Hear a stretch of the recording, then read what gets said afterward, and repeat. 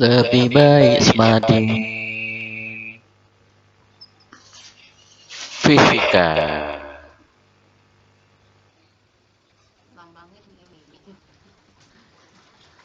A'udzu billahi minasyaitonir rajim. Bismillahirrahmanirrahim.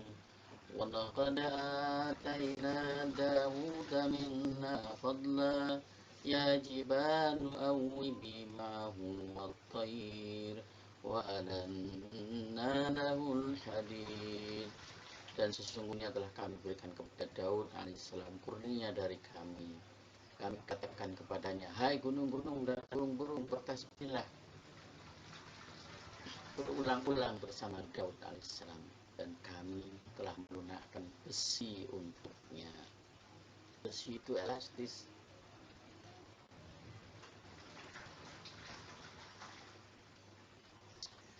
Assalamualaikum warahmatullahi wabarakatuh.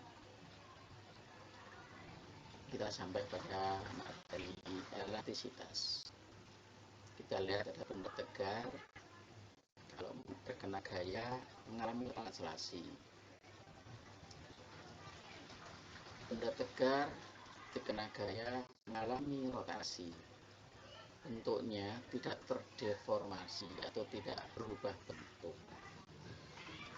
Kalau elastis, benda mengalami deformasi. Nah, seperti ini. Ya, kalau kena gaya nggak bergerak, tidak berputar, tetapi terdeformasi, berubah bentuk. Inilah yang disebut dengan sifat elastis. Dengan sifat plastis, setelah berubah dia akan kembali ke bentuk semula.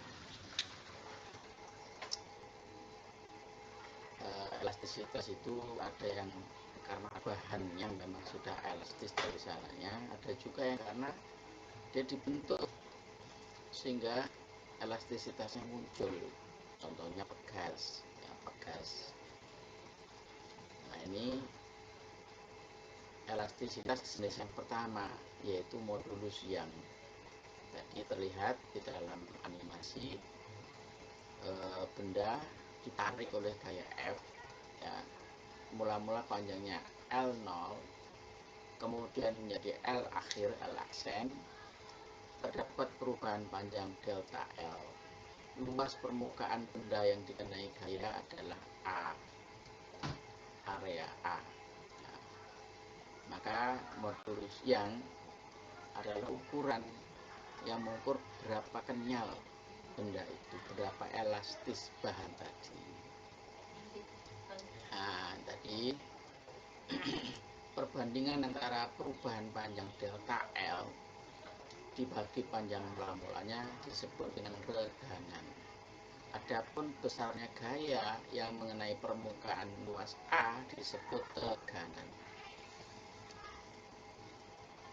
Angka modulus yang adalah tegangan per regangan yang terjadi.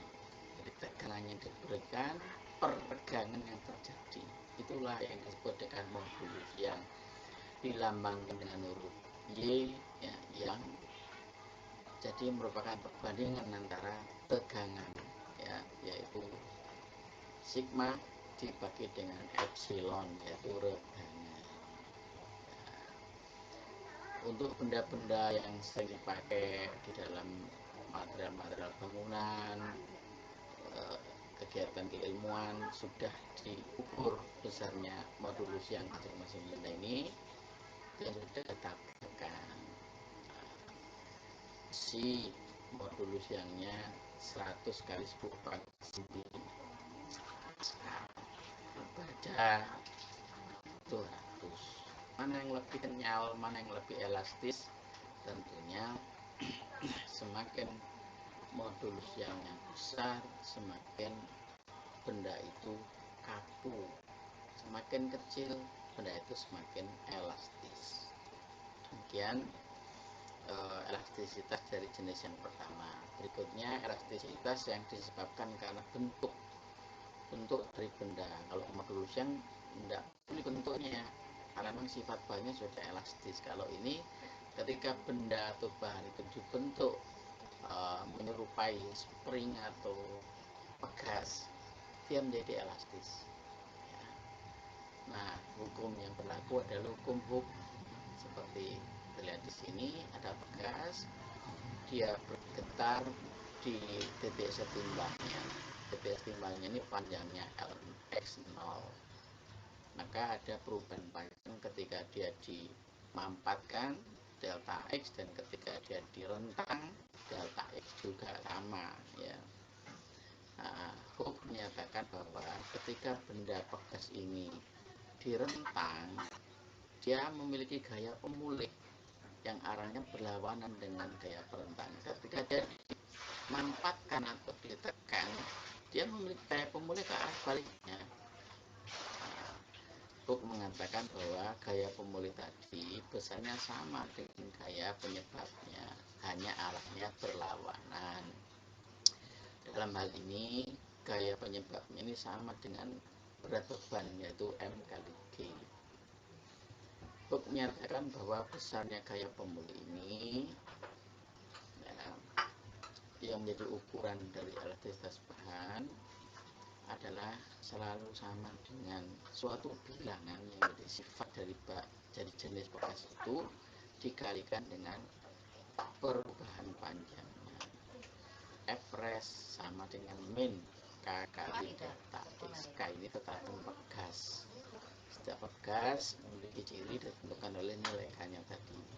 Semakin besar K berarti semakin betul, semakin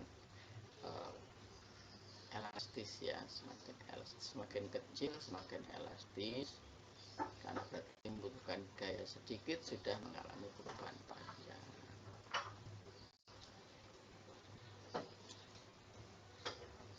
Nah, bekas-bekas itu yang dibuat di pabrik-pabrik itu memiliki elastisitas yang tertentu, tapi dalam kebutuhan industri kita membutuhkan elastisitas yang kita inginkan. Oleh karena itu kita membutuhkan susunan bekas disusun. Nah, ada dua jenis, yaitu susunan paralel dan susunan bekas seri.